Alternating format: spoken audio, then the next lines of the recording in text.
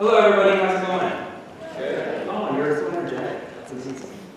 So, we're here to talk about wearable technology. Raise your hands if you're wearing a piece of wearable technology today. Oh, so there's about like 10, 15 people. Out of the 15 people, raise your hand if you have more than one. More than one piece of wearables. Oh, great. We're going to talk later. So, from how we work to how we play and everything in between, wearable technology, like the ways of computing before it, is going to change every facet of our lives. And one of the major ways that wearables will change our lives is in how we see ourselves, how we take care of ourselves, and how we take care of each other. So as the large slide behind me says, I'm going to talk to you a bit today about wearable well-being. So we have 45 minutes. Talking about wearable technology is a really big umbrella. So I realize fully that wearables are changing the role of the doctor, the surgeon, the sports scientist, the trainer, the nurse, the first responder. Basically any profession is starting to dabble with the use of wearables as a tool to advance the role. So I'm not going to focus on that. I'm going to focus on how consumers are adopting wearable technology to better take care of themselves. And the reason why I want to start there is because although there are pockets of pilots happening with smart glasses and smartwatches and virtual reality headsets,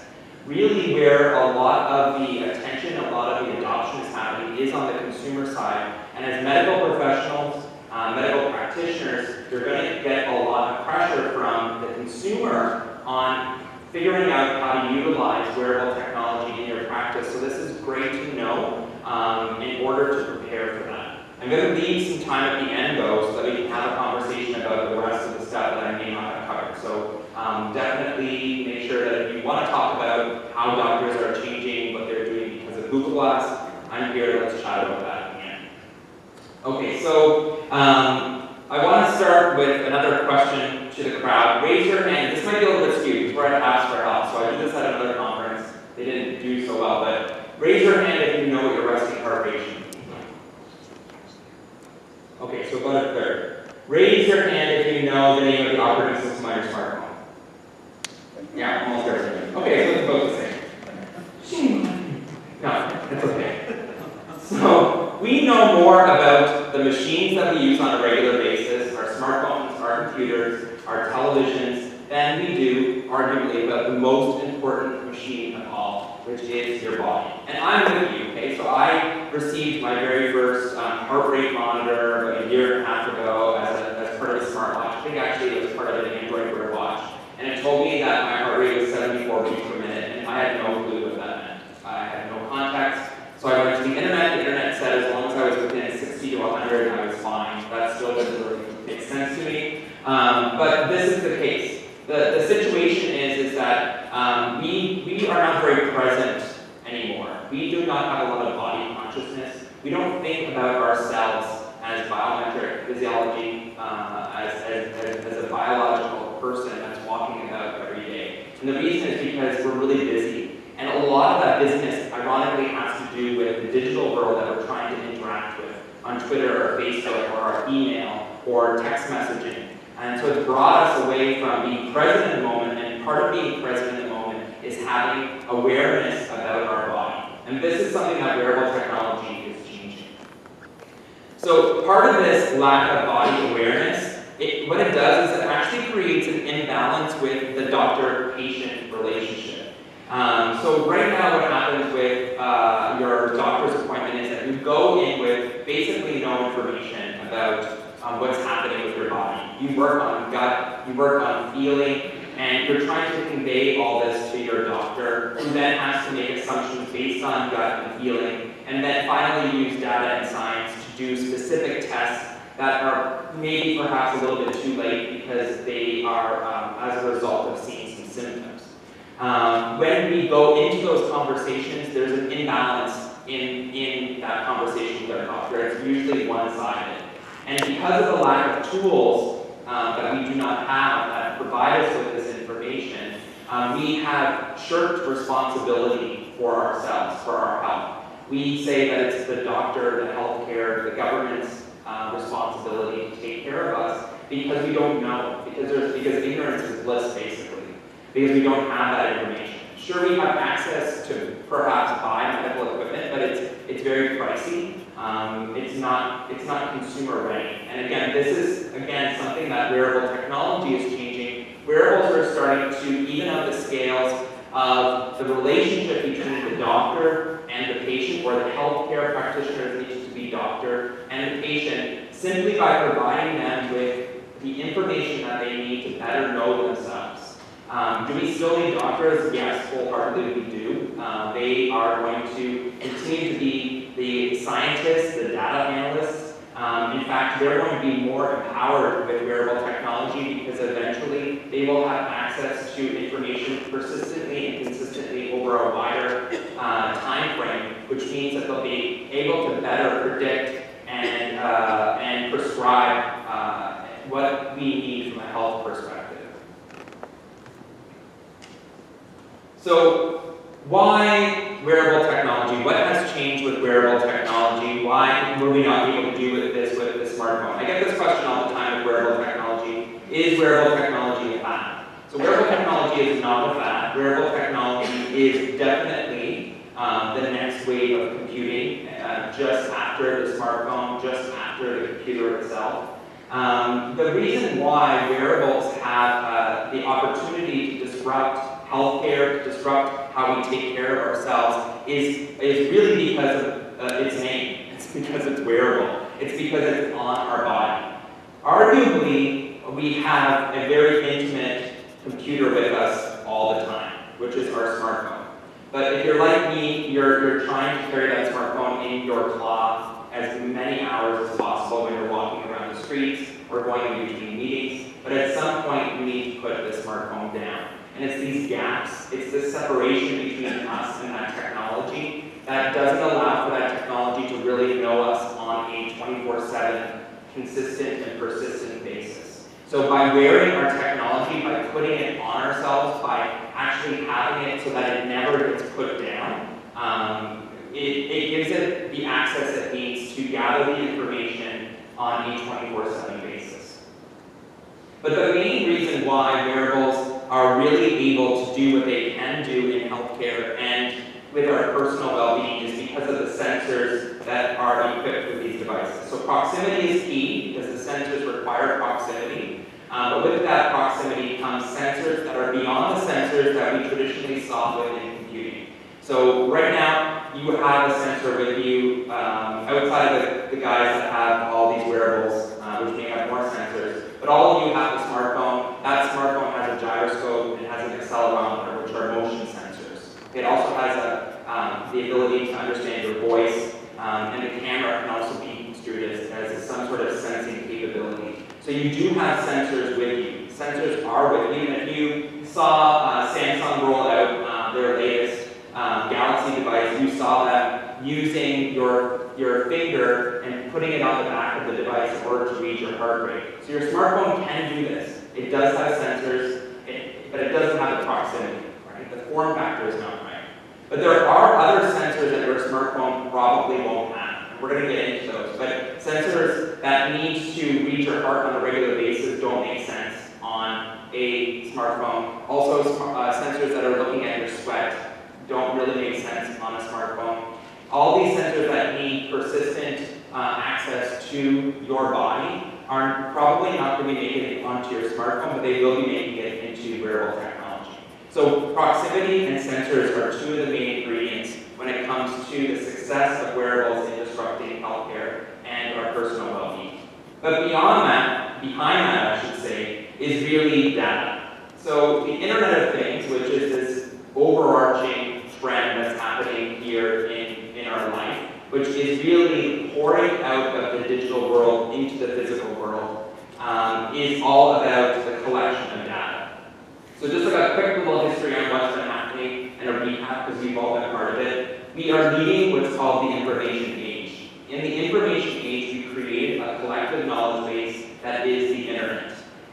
us trying to replicate and create basically a digital world. But there was a lot of manual involvement in creating that digital world. We created databases, we created websites. So we actually took information and put it into the internet. And then beyond that, we needed to actively participate in the online behavior to continue to provide it with information. So information about the world right now only gets to the internet for the most part if we tell it that something's happening.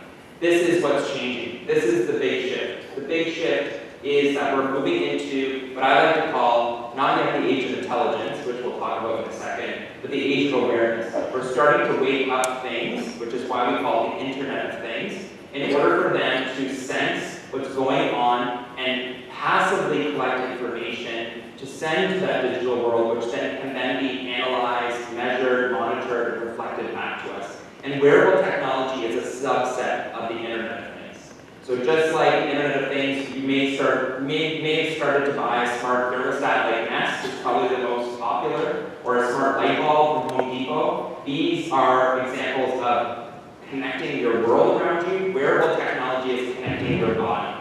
Okay? And so if we want to create the network of the Internet of Things, we need to connect ourselves. We need to be a node in that network, and that's what wearable technology also does.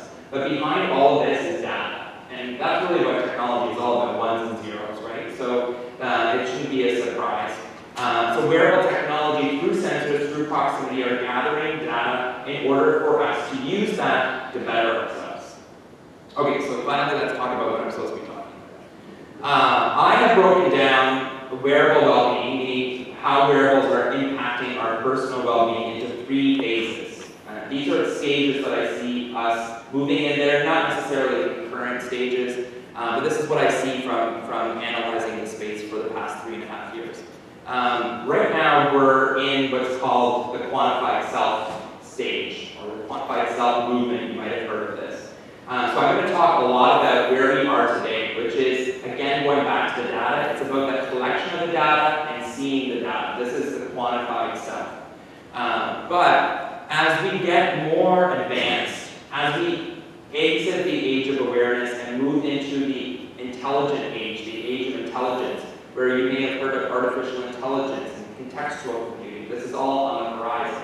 When our machines get smarter, we will start to move more into the diagnosed self and the healing self. And so I'm going to talk about the last 2 for sure, because they're really exciting, but I'm going to spend a lot of time on the quantified self. Because this is what's happening now, and so you really need to ramp up on what's happening with quantified selfers. How many people would consider themselves a quantified selfer? Couple, okay. Maybe the same as the wearable ones, in terms of numbers, but a handful. So the quantified self movement isn't necessarily tied to wearable technology, but it's become synonymous with it. So quantified selfers are usually individuals who love to document themselves in terms of data on a regular, usually everyday basis. So you can do this by just having Excel and a piece of paper. You really don't need technology to do this. Well, you can just take your heart rate and take that every 15 minutes. It can be considered a quantified self, or count your steps manually. But all of this work, it's too much, right? The average person is not going to dedicate all this time to better understand how many steps they've taken, what their heart rate is every 10 minutes, how many breaths they did in and out. And so this is where wearable technology is facilitating the quantified self movement by making it easier, by taking us out of the equation as an active participant and making the collection of this data much more passive through the use of proximity and sensors and data collection. So the fact of the matter is that wearable devices that collect information on our activity, our heart rate, on our biometrics aren't new. In fact, Garmin had one of its very first heart rate monitors in 1982, and in the early 2000s, Polar had the very first heart rate monitor in 1982, and Garmin in the early 2000s came out with their first running watch. So hardcore marathoners, triathletes, cyclists, really amateur athletes, pro athletes, these are the guys that have been utilizing wearable technology actually for quite a bit, even before we called it wearable technology. But it wasn't really until 2012 and 2013, when Nike came out with their Fuel Band, Fitbit came out with their One and their Flex, that the consumer space started to become part of this overall movement. That the consumer started to purchase devices that then tracked their activity. And this is really where the shift occurred. This is really when wearables started to proliferate.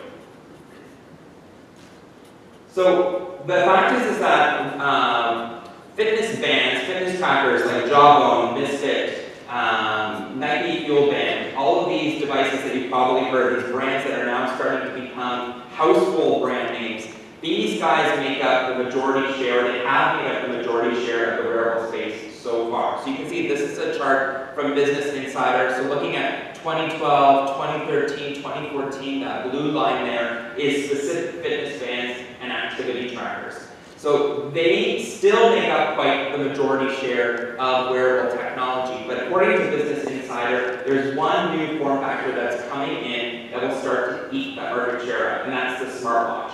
So according to this chart, Business Insider expects that the fitness wearable market will go from 36% this year down to 20% in 5 years. So it's still going to be around, and these are dedicated devices, but these devices are starting to be eaten up by smartwatches. So does this mean that health and fitness is no longer a priority? No, it's not. Activity and activity tracking, which is what we're currently seeing, is still very much a dominant feature. It just means that all of these sensors that we're finding in dedicated, standalone, basic smart bands are now existing in smartwatches, like the Apple Watch, Android Wear, Samsung watches. They too have an accelerometer, which is what tracks the movement, and usually now a heart rate monitor, which have become the very two common sensors that you can find in wearable technology today, consumer-grade wearable technology. So apart from fitness devices being most common, the step has become kind of like the go-to metric for wearable technology. And I would say that 2013 and 2014 was definitely the year of the step. And I was very much the person that said, you know, why do we care about steps? Are steps really important? Are they really going to help us be better at our health? Are they going to help us improve? And I'm going to show you some stats from, or tell you some stats from a survey that the Consumer Electronics Association did around steps that say yes, they do. But the step is not going anywhere anytime soon. In fact, the use of the accelerometer, which is that sensor that measures steps, is being used in a variety of different ways. So right now I'm wearing a little guy inside my belt buckle, or a belt here called Spire. It uses the accelerometer to measure the ins and outs of my breath in order to deduce my mental state of mind. Am I anxious? Am I calm? Am I focused? So that's using the accelerometer. It's the same sensor that measures how many steps you're taking with the Fitbit. The Apple Watch uses the accelerometer to better understand if you're standing up or not standing up and send you reminders based on that. I've also seen the accelerometer be used to measure bicep curls and other exercises. So the use of the accelerometer is one sensor that we've heard a lot about, and mainly because it's been associated with steps, but I don't see it going anywhere anytime soon. But that being said, we are starting to see new sensors be utilized, like the heart rate monitor, which is the next one coming out of the gate. So you may have heard this study by the University of Pennsylvania that said that smartphone is actually more effective at measuring activity than your wearable. So this study was only 14 people, so it wasn't a lot of people, and not a lot of media attention. Wired actually did their own study, and they found that this was not, in fact, true. But what I want you to take away from this is not the accuracy of the step in regards to whether a smartphone does it better than a wearable, but the fact that it does not make sense to count your steps with a smartphone, mainly because of what I told you before. The smartphone form factor is not conducive to measuring your activity 24/7. So you may sleep with your smartphone in bed, not everyone does, but a jawbone bracelet that you can wear in the shower that you put on and you just forget about it is able to measure your activity from when you wake up to when you go to bed. And that's not something that you typically would do with a smartphone. So again, it's about the form factor, and that's a big thing to underline with wearable technology.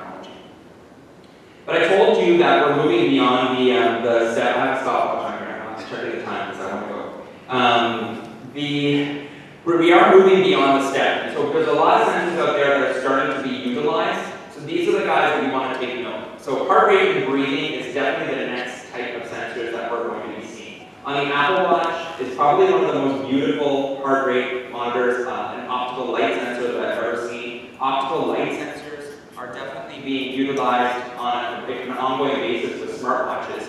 But there are smart shirts from Montreal, Home Signal and Exoskin that have heart rate sensors and respiratory sensors built right into the shirt. And I definitely see smart shirts, especially on the sports side, being utilized on an ongoing basis quite soon once the price point comes down on these guys. Now here, it makes sense to track breathing. On my wrist, perhaps not so much, and that's because with these shirts, they have access to the torso. So again, the form factor and the position of the body really plays into this. EMG, or electromyography, is another sensor that we're starting to see with wearable technology, again in clothing. So you're going to see a common pattern here. As we move away from accessories that are wrist-based, we have the ability to get into much more advanced sensors. So EMG sensors like this one here is smart shorts from Ethos in California. They have sensors that are built into their shorts. They also have heart rate and respiratory, but the EMG sensor actually measures your muscle effort in order for you to better understand if you're overusing your glute on the right versus the left when you're working out, or any other way that you'd like to use it.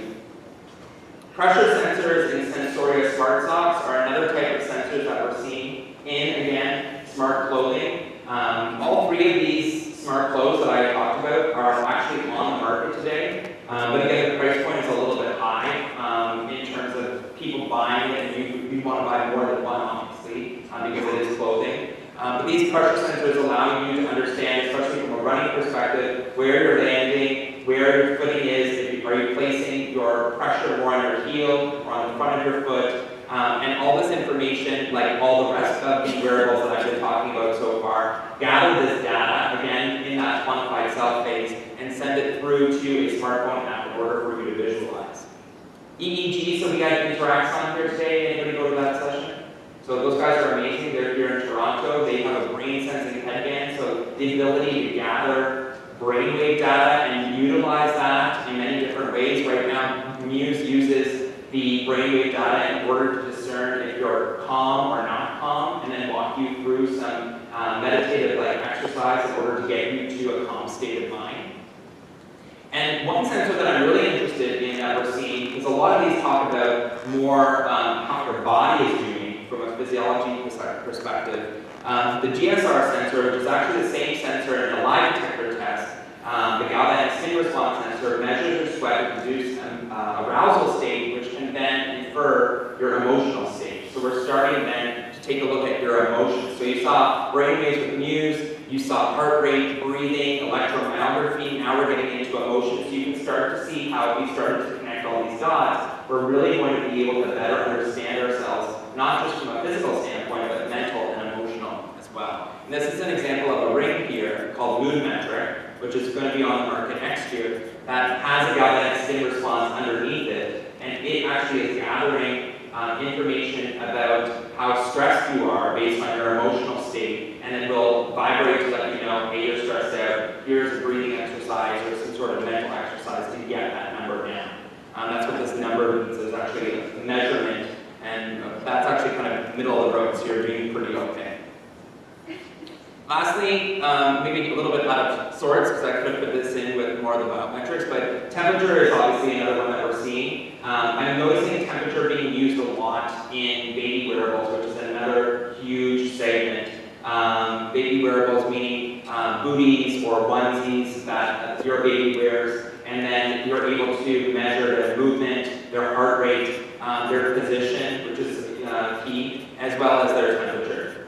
But again, all of these sensors have one thing in common, and the fact is that right now what we're doing is we're using these sensors to collect information and then present that information back to the user. Again, that quantified self.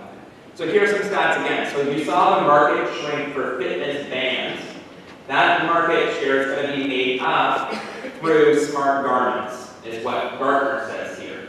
So So we may be losing traction on dedicated fitness bands because all those sensors are being folded into smartwatches, but we are definitely seeing fitness device shipments gain back some of that market share that the fitness bands had through smart garments. And Gartner's very aggressive here with their forecast that 26 million smart garments are expected to ship worldwide. I think that's a little bit bullish, but we're definitely seeing smart clothing be one of the categories that is taking hold within the consumer space.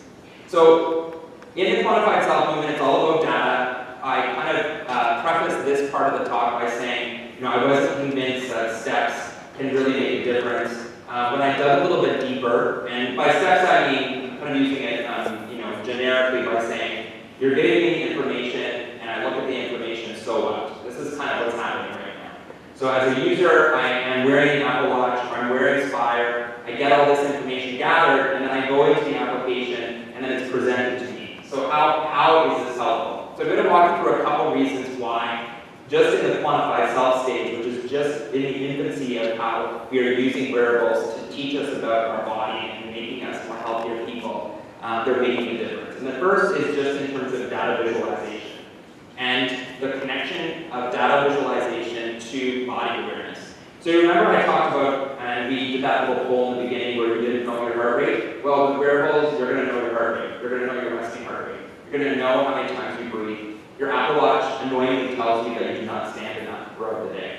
So even though it's not diagnosing anything, even though it's not really telling you to do anything more than just move because you're not moving, just the fact that all these devices are gathering data and then putting that data up to you as a mirror to reflect really what you did that day really is a very visceral and impactful way to make you understand who you are from a biometric standpoint.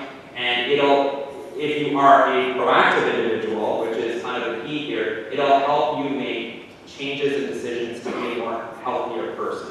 So even just in the fact that when I go to the application, or it doesn't need to be an application, it could be online, I see this data. When you see that you have not taken any steps out of the 10,000 that day, or that you've only stood up twice out of the 8 hours that you're supposed to stand up, it gets under your skin. So, there's not a lot of data around that. Outside of the Consumer Electronics Association survey I mentioned, which found that 83% of those that use fitness devices indicated that they had an increased awareness about their health, and that by having an increased awareness about their health, they felt empowered to do something.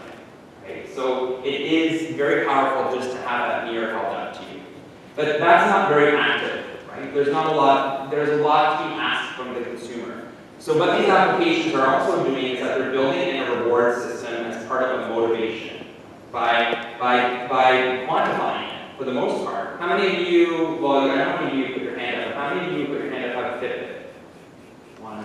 So do you really try to get your steps? Kind of. Who really tries to get their steps? Anybody here? Okay, the co-organizer of Weird Wearables, she is a fanatic about her steps. She will walk much. I will say, are you taking transit home? She said, no, I'm walking because I have to make my step full. Fitbit users are fanatic users, oftentimes. Sorry, sir. So it's because they built in a reward system, and they've also done another thing which I'll talk about in a second. But this feeling of accomplishment by getting your 10,000 steps, this little bang on your wrist on the Apple Watch when you hit all your goals is a more proactive way to edge people into having a healthier life. And this is taking it one step further where they no longer have to go into the application in order to see the data. The data is coming to them via push notification, via emails. I mean, like Fitbit here, and all of them really send you an email if you're subscribed to let you know, hey, you haven't used your Fitbit in a while. I wasn't using my Lumo Lift for a week, and I got emails from Lumo Lift saying, we miss you, like, how's your posture? You must be like a hunchback by now. So, these little reminders, this more proactive relationship between me and my wearable is really helping to coach me and guide me into the right direction, which is to take better care of my body. But that other factor that I want to talk about competition. So the gamification of wearable applications is really key. And Nike did a really great job with their Nike community. I knew a lot of people who were using the Nike Field Band that were really motivated by trying to beat out other people in their network. So just like rewards, which is much more of a personal tactic, the competition in a gamified system by trying to get more steps than your peers or trying to stand up more times than your coworkers is something that can also drive a person to have more healthier habits. And I talked a little bit about this in emails, but outside of emails, the wearables themselves are starting to build in haptic and visual cues. So haptic means like vibrations. So you usually use haptics right now on your smartphone when you put it on the vibration mode. A lot of these wearables have vibration technology in them. And so having a little nudge, it literally feels like a nudge, to remind you to stand up straight, to remind you to stand up, to remind you to get moving, is another tactic that these wearables are using in order to propel you to have a much healthier lifestyle. And this little guy here that you see at the top left is this little wearable that I have here that's orange. It's called the Lumo Lift. And this guy here is watching my posture, my shoulder posture, and it's going to vibrate when I'm slouching to remind me to put my shoulders back. So this is a great example of utilizing haptic feedback to remind me to be healthier, to remind me to hold myself high, and it's going to really impact. You guys all stood up like kind of straight, which is nice. So I'm like a little Lumo lift today for you. But it's going to help me with my upper back and my posture overall. So coaching, gamified, rewards. This is all what's happening right now within the quantified self-image. So yes, this data is being collected. Yes, we could be doing much more with this data, and I'm going to talk about that in a second. But even just having this data, holding it up to us, and utilizing it in a reward, gamification, reminder type way, it's coaching people, it's changing people, and it's changing the conversation about health. It's changing the conversation about health with them, and it's going to change the conversation about health with you as medical practitioners if you're in the audience. Because they're going to come to you with all this data, even though it may just be steps, or heart rate, or posture, and they're going to ask you to do something about it. Because they now have this information, and they're using it to better their lives. And some of them are finding that it is bettering their lives. In fact, if I go back to this slide here, according to that same CEA study, 9 in 10 wearable fitness activity owners agree that devices that prompt them actually made them have a much more active lifestyle, and that resulted in them working out vigorously 3 or more times a week. 63% of them, work out more vigorously 3 times a week versus the standard average of 32%.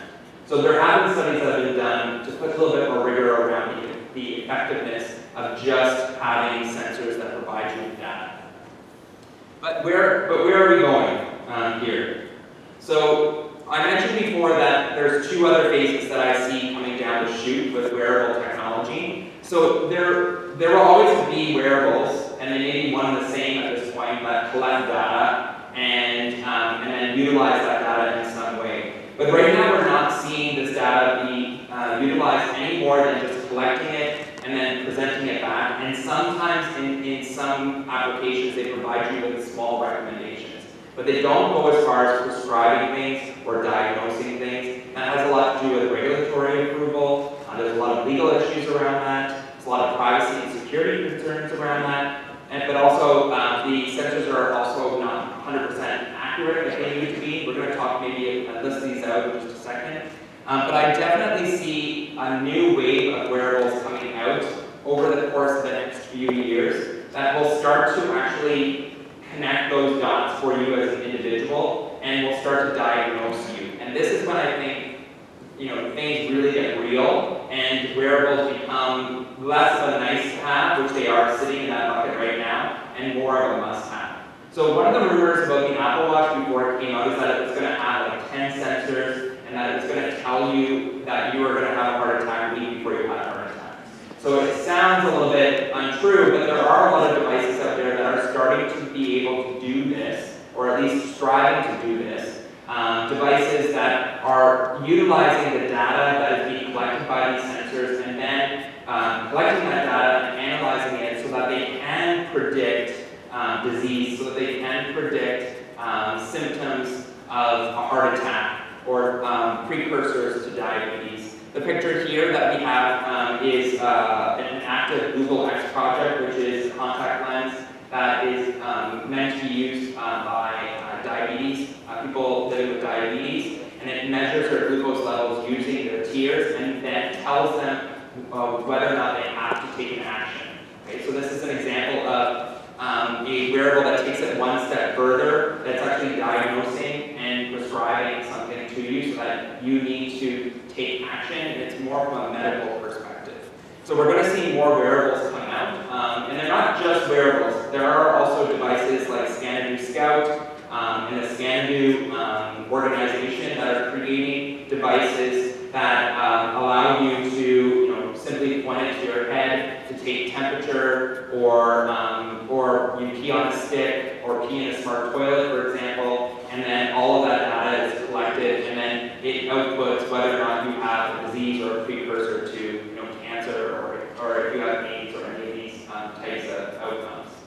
So this future that I'm talking about is a very near future, and I'm going to tell you why we're not there yet, because there's a lot of stuff that still needs to happen. But the reason why I wanted to kind of whet your appetite with that is because it can get a little confusing why you should care about wearable technology when it's all about steps and counting and the collection of data. Although I showed you why it's still impactful, you have to understand that we're just building a foundation to get to that next step, where we're going to be able to use this data in that age of intelligence to be able to analyze it, and then once regulatory approval is in place, when sensors are more robust and more accurate, once the technology is there, we are going to be able to diagnose ourselves with this type of technology and work with the medical community to figure out what that means.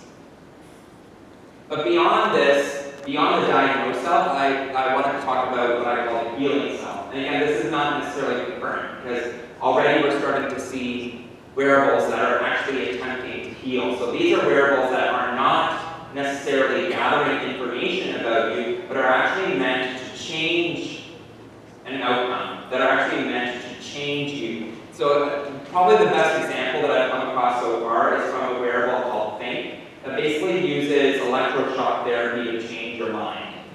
And so it was actually quite enjoyable when I tried it in Vegas.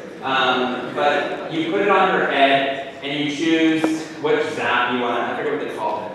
It didn't say zap, but I'm going to call it zap. So you choose whether you want to be more calm or be more energetic. So this wearable was not monitoring if I was calm or energetic. That's more like a muse inspires. This wearable was actually promising to make me more calm or more energetic. And it used that through electrostimulus, which I did over the course of, I think, 12 minutes. Which they have indicated have done a lot of studies about. You can look them up there, Think with a Y, THYNC. And so this wearable is an example of, I think, some wearables that we'll see coming out that won't just be gathering data, diagnosing and prescribing, but also trying to be part of the cure as well. So why are we not yet at this point where we're in this magical future where we can all be better aware of what disease we have and cure them on the spot? Will that actually happen? I'm not quite sure. I think it's going to be a long road for us to get to that point. And the reason is because of a couple of these things. And I'm going to take some questions in just a second. So I'm going to give you a rundown of some of the barriers that are stopping, or not stopping, that we have to overcome in order to get to that future. The accuracy of sensors is key, obviously, because if your sensors are not gathering your heart rate accurately, if they're not collecting your temperature, if the galvanic skin response says that you're stressed or that you're lying and you're not, and you're in a situation where that was crucial, that can really be a severe mistake. So we can't rely 100% on these devices yet because the sensors are not there yet. They're not certified, they're not at the point where we can safely say you can live and die by the heart sensor, heart rate monitor that's on your wrist. That has a lot to do with the sensor, but it has a lot to do with the placement as well. Right? So on your wrist is maybe not the best way to gather the heart rate. Regulatory approval, the FDA has made some announcements in the States about slightly being hands-off of what's going on with wearable applications to date, mainly because they're not getting to that next point where they're prescribing things, diagnosing things. They're really staying in a safe spot where they're just collecting data and presenting that data back. But there's a lot of talk around what needs to happen on the regulatory side in order to keep up with the pace of change within, especially the wearable and Internet of Things space, where a lot of these medical type devices are starting to hit the consumers before they're hitting labs and hospitals. Health infrastructure, so we talked a lot about in the beginning about the changing relationship with the doctor. So yes, you may already be seeing your patients come in with their own Fitbit data, but to be able to realize this dream where we're collecting our emotional, mental, and physical state, and then the doctor has access to that, means that there needs to be systems in place that need to be unified. There needs to be a complete profile, unified view of that patient, and there's a lot of work that needs to be done there within any health infrastructure in order for that to happen. On top of that, even if you were to go down that road, every single wearable right now, for the most part, has its own software development kit. There's a lack of standards, there's a lot of fragmentation, some are proprietary, many are not open, and so even the code itself is fighting back against that ability to realize a dream where we have doctors that are now more data analysts that can access data at any time to help us understand that, hey, I shouldn't eat that big of Doritos because if I do, I know what the consequence is. So even the code itself is right now very immature and working against that. Privacy and security is probably the #1 topic that comes up when I talk about wearable technology. I think maybe because I always end up wearing a wearable camera, which is this little guy here that takes a picture every 30 seconds. That being aside, the collection of our biometric information is probably one of the most intimate data sets we'll ever collect. And as much as it can do good, and I talked a lot about how it can do good today, mainly because I'm a very optimistic person, it can also be used against us if it's in the wrong hands. So I'm talking about the use of biometric data to deny services, to deny access, to deny the use of your car, or to deny you having the right to see your children. A lot of this data that's being collected, if it's not accurate, if there's not laws around it, if we don't understand who owns it, how we're going to use it, all of these questions, these societal questions need to be worked out in order for us to get to those next stages. The age of intelligence is really dependent on this, actually. Okay, I think that's it.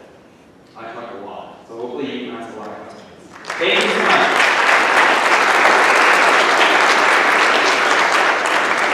Questions? Hopefully you have questions. You can ask questions about what I didn't talk about, because I'm sure I had some points. Let's start here. The camera thing, okay. So this camera is called Narrative. It takes a picture every 30 seconds.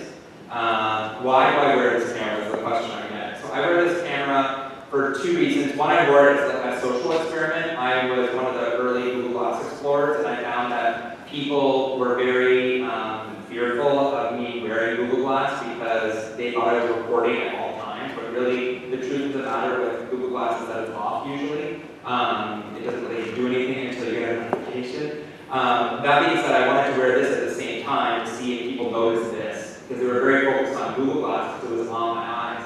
So a lot of people, when I walked into Starbucks, would be like, you can't wear that Google Glass. And I said, well, that was not videotaping, this was taking pictures. And then they'd be like, oh my gosh, and you're just like, blow their mind, what? I can't handle it. So I originally started wearing it as a social experiment to see, are people okay with cameras being worn all the time?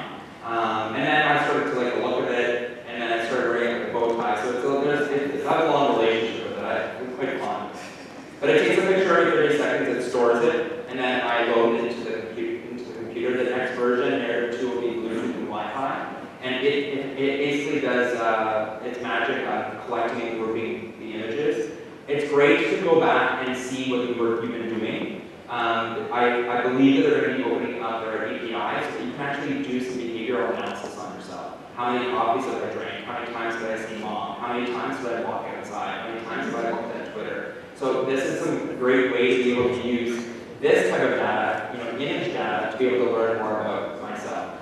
But I have heard a lot of people starting to use these types of devices for Alzheimer's patients as well, which to me makes a lot of sense.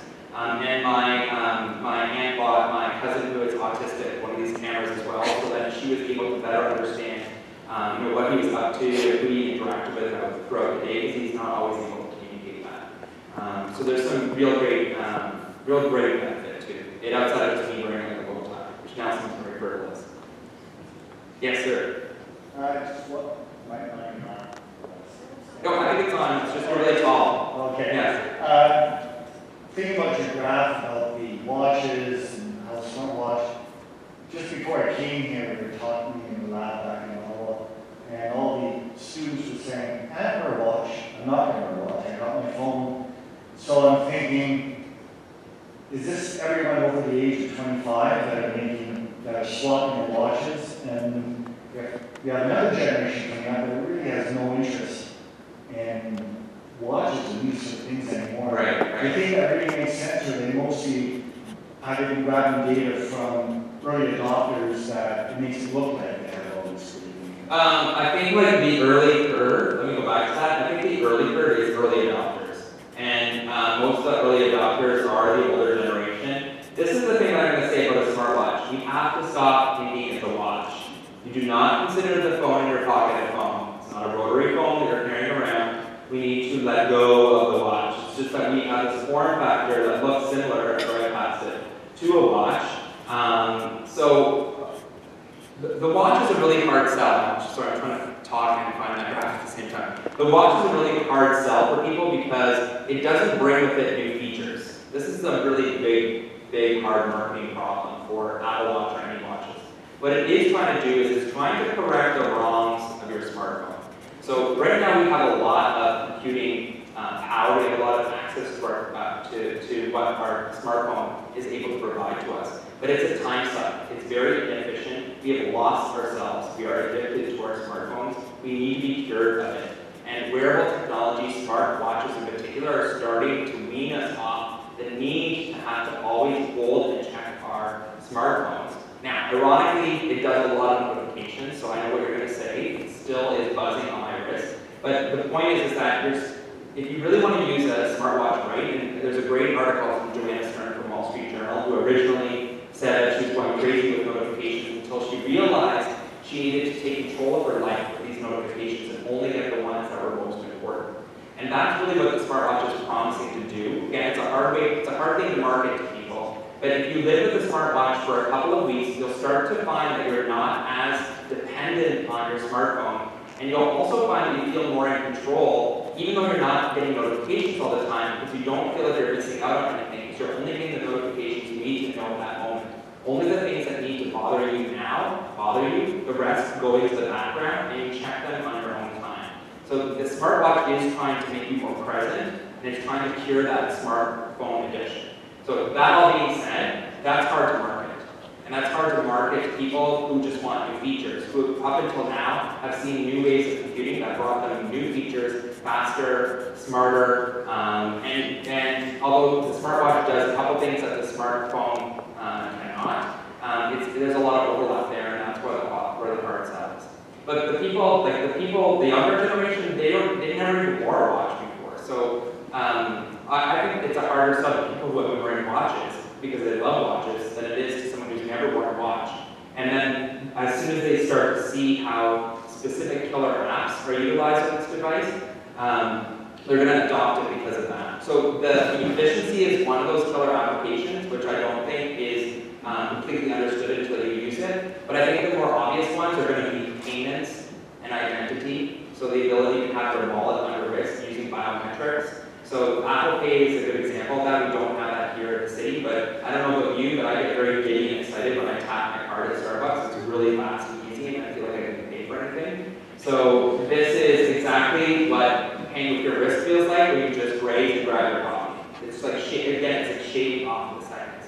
Another thing that's really different with the smartwatch is this use of haptic feedback in order to communicate. So right now we do not use vibrations on our smartphone outside of the fact that it's buzzing on the table or we feel a vibration in our pants. If you look at what Apple's doing with digital touch, where you can send your heartbeat, where you can send Morse code to your friend, it sounds very gimmicky, but there's a lot of companies out there in the wearable space that are really looking to use haptic feedback as furthering our nonverbal communication. And I totally believe that in the next 5 years or so, we'll start to learn a new language, which is nonverbal, it's not written, it's not visual, it's just us having something on our wrist where I know that it's mom calling and she wants to know if I'm coming home. And it sounds really magical, very Sixth Sense-like, but that is the direction that wearables are headed if we allow it to. So that's another reason why we need to have something on our wrist, or at least on our body, than if we just had a smartphone on us. Because a smartphone is not always on us, and it's not convenient for us to wear. So those are a couple reasons why I think the smartwatch will do what that graph is whenever I can find it.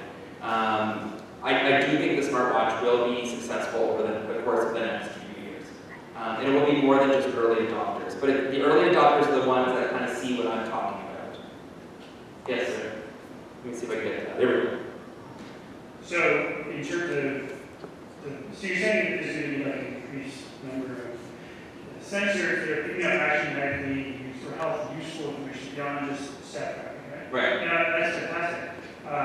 We're starting to come up now, but as that increases and people start showing up with their healthcare provider, doctor, dentist, nurse, whatever it is, they're like, hey, here's all my data.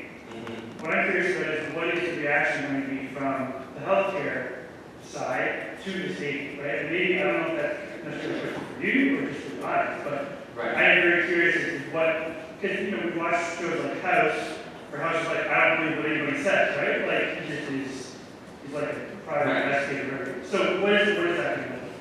I don't think I am qualified to answer that as a non-medical practitioner or professional. So I'm not going to pretend to know that. I do know that big data in general, which is the problem that you're talking about, is a problem for every industry. It's not just going to be a problem for doctors, but it's a problem for marketers, it's a problem for product creators. And so that's where software comes in. And so if we're going to be collecting a wide set of data, then we're going to need software to sort through these things. The doctor is not going to be sitting there with the output of all this in Excel spreadsheets doing, calculations, trying to figure out what's happening for that one person. So I think that's where software is going to come in. That's where the health infrastructure needs to be considered, so that you have the necessary software to just provide the medical professional with what he needs or she needs, and you provide the individual with what they need at the same time. And that's the same thing with this narrative clip. This is an example. But again, I'm going to preface that by saying we're not there yet. That's where contextual computing and artificial intelligence are necessary ingredients for all this to make sense. The Internet of Things does not work without machines helping us make sense of this data. Our minds are not equipped to be able to do that. But the narrative clip collects images every 30 seconds. Do you know how many images I have when I wear this throughout the day? It's like your medical practitioner. But the application sorts through these so that it groups them by location and time, and it also automatically removes about half of them because they were too shaky or had bad light. So this is our example of software starting to make sense of the data for me, or at least kind of greasing the wheel so I can do the rest of the work. And I think that's kind of what's going to be needed there. But I think right now is a scarier time for doctors. Because right now we don't have those tools, but we are starting to get those sensors. So then, it's kind of like WebMD on crack, right? Because now we're going to have all these sensors about ourselves. We're going to be gathering our heart rate. We're going to be noticing I have a heartburn and I knew I had a heartburn. And we're going to be freaking out and going for a doctor. And so I think that's a scenario I see on an ongoing basis until the dust is settled and we start to have some software to help everybody. Yeah. Oh, one more question. Sorry. I was just wondering if there's anything being done in the direction of battery life for wearables, because we talk about smartphones versus the watch. Right. I think a real selling point would be battery life. So are you tapping into alternate energy sources like solar, and then you don't have to worry about repowering Energy. devices. I think that's the real selling point. Battery's not a wearable technology problem, it's a technology problem in general. And it's even more than that. I mean, if we're expected to have smart fridges, smart shirts, smart pantries, smart toilets, smart jars, smart, whatever, everything's going to be connected, it all needs to have energy. So energy is